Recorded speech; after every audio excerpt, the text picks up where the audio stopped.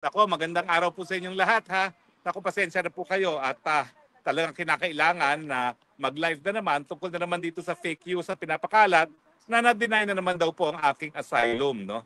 Alam niyo po, napapagod na ako kasi meron ditong isang kampon, si Joe Maciso, na walang sinasabi kundi denied na aking asylum.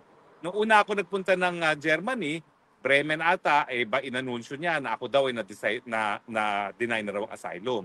Lately, gumawa siya ng napakahabang artikulo pa sa Facebook at sinabing na-deny na raw at pinadala raw sa Germany yung aking papeles no, dahil daw sa tinatawag na Dublin Rules. Ang Dublin Rules po nagsasabi na kinakailangan maghain ka ng asylum kung saan ka unang tumapak sa Europa.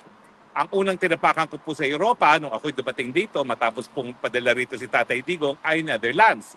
Kaya dito po sa Netherlands ako nag-apply.